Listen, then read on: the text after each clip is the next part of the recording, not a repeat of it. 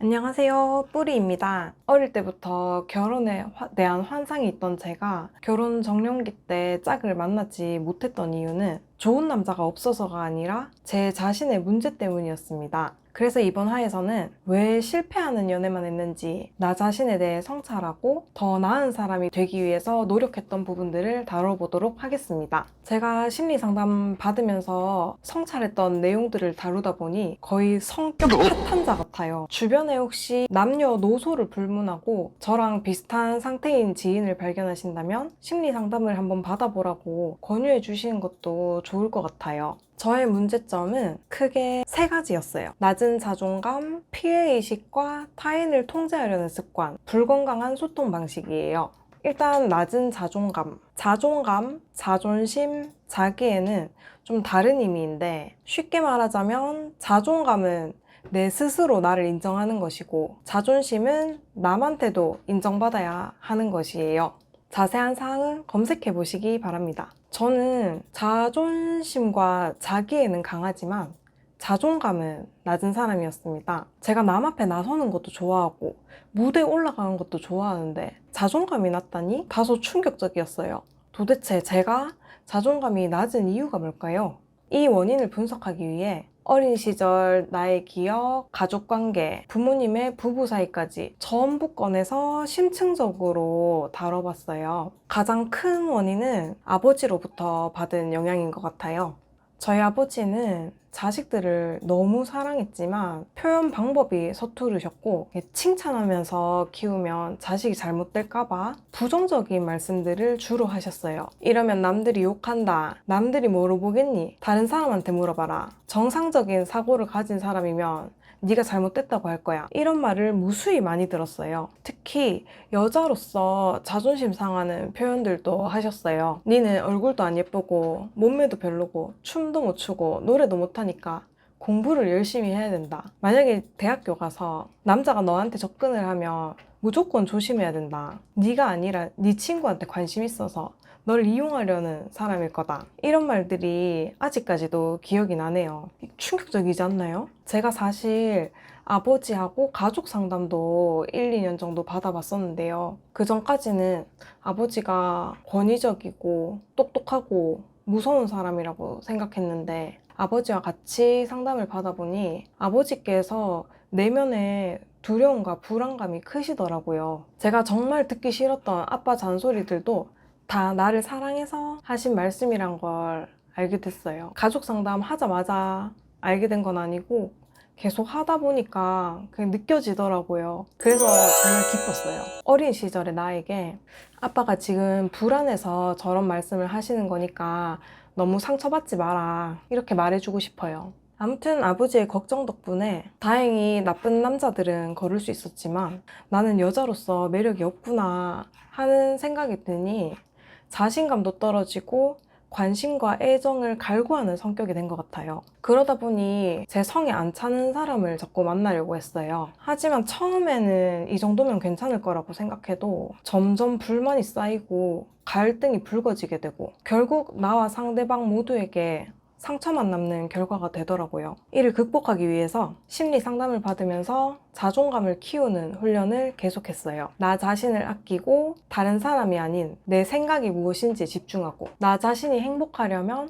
어떤 남자를 만나는 게 좋을지 진지하게 생각해보고 이런 노력들을 했습니다. 두 번째로 피해의식과 타인을 통제하려는 습관. 정말 총체적인 난국인데요. 제가 자존감은 낮으면서 타인을 통제하려는 약간 가스라이팅이라고 볼 수 있는 면이 있었어요. 제가 마음에 안 드는 부분에 대해서 지적하면서 이래라 저래라 잔소리도 많이 했고 제가 무시당하기 싫다는 피해의식 때문인지 공주 대접받고 싶은 마음도 컸었어요.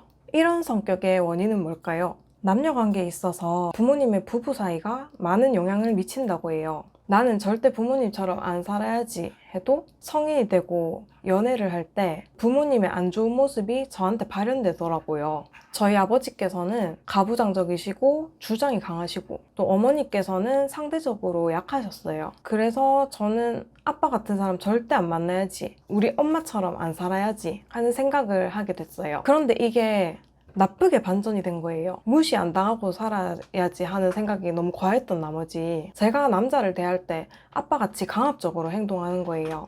그런데 상담받기 전까지는 그 사실을 스스로 인지하지 못했었어요. 하지만 상대방이 바보가 아니거든요. 겉으로는 다 받아주는 것 같아 보이더라도 그게 쌓이다 보면 결국 지치고 마음도 식어버리죠. 그렇게 되면 되돌릴 수가 없습니다.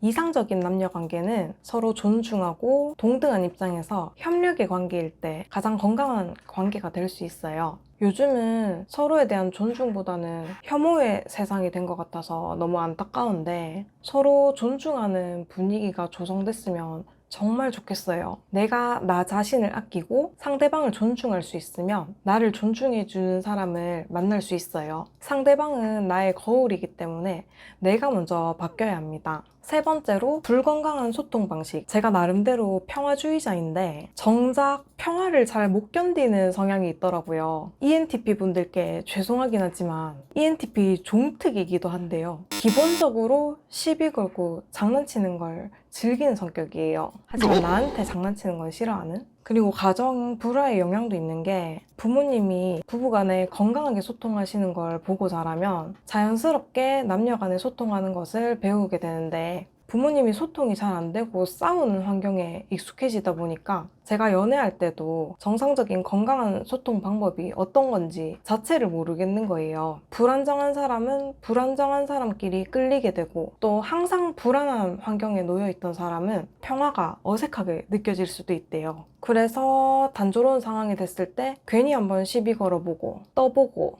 괜히 상대방 테스트하려 하고 괜히 자극시키고 그랬다가 싸움이 나고 그런 패턴이 있더라고요. 이렇게 사람을 피곤하게 하는 성격이면 건강하고 안정적인 정서를 가진 사람이라면 다 도망가 버릴 거예요. 이 부분은 저도 아직 완전하게 해결하지는 못했어요. 앞으로 건강한 의사소통에 대한 책이나 유튜브를 찾아보고 평생 연습해야 될 것 같아요. 그리고 내 문제는 내 스스로 해결하는 게 좋지만 그게 쉬운 일이 아니다 보니 이왕이면 내가 멘탈 나갔을 때 나를 안정적으로 잘 잡아주고 바른 길로 이끌어줄 사람을 만날 수 있으면 정말 좋을 것 같아요. 지금까지 저의 부끄러운 과거를 고백했는데요. 심리 상담을 통해 불편한 진실을 마주하고 노력한 덕분에 지금의 멋진 신랑을 만날 수 있었어요. 저희 남편이 아주 섬세한 사람이기 때문에 만약에 과거의 저였다면 벌써 아웃이었을 거예요.